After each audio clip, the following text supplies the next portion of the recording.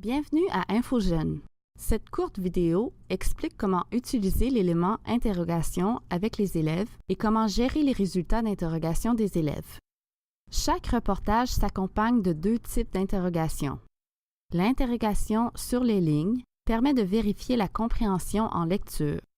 L'interrogation entre les lignes exige des élèves qu'ils fassent des inférences et manifestent d'autres aptitudes en littératie critique.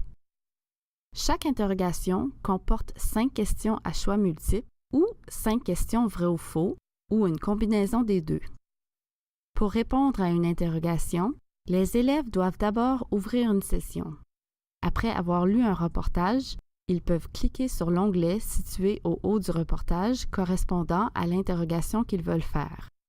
Lorsqu'ils font une interrogation, les élèves peuvent en tout temps retourner au reportage et revenir ensuite à l'interrogation en se servant du lien « Retour au reportage » et du bouton de l'interrogation. Un nombre illimité de tentatives de réponse aux interrogations est permis, mais les enseignants peuvent changer cette valeur depuis le tableau de bord. Défiler jusqu'à la sous-section « Mes classes », puis jusqu'au lien « Éditer le nom de la classe », personnaliser les paramètres des interrogations et cacher les réactions des élèves.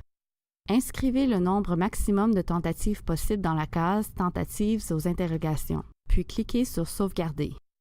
À la même page, les enseignants peuvent aussi fixer le taux de réussite aux interrogations.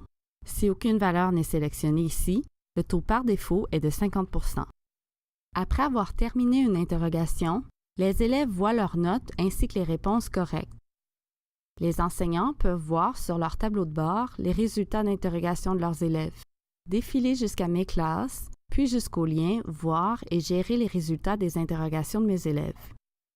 On peut filtrer les résultats d'interrogation par élève, type ou nom d'interrogation, ou toute combinaison de ces critères. Pour imprimer une ou plusieurs de ces vues, cliquez sur l'icône d'imprimante située dans le coin supérieur droit du tableau. Pour examiner les réponses d'un ou une élève à une seule interrogation, cliquez sur le lien « Examiner » sur la droite du tableau correspondant à l'interrogation que vous souhaitez vérifier. Pour supprimer une seule interrogation, cliquez sur le lien « Supprimer » à la droite du tableau correspondant à l'interrogation que vous voulez supprimer. Pour supprimer plusieurs interrogations en même temps, cochez la case voulue correspondante située à gauche des noms d'élèves, puis cliquez sur l'onglet orange « Supprimer le résultat d'interrogation ». Pour supprimer toutes les interrogations présentes sur une page, cliquez sur la case se trouvant à gauche des en-têtes du tableau, puis cliquez sur l'onglet orange « Supprimer le résultat d'interrogation ». Et voilà! N'hésitez pas à communiquer avec nous si vous avez des questions.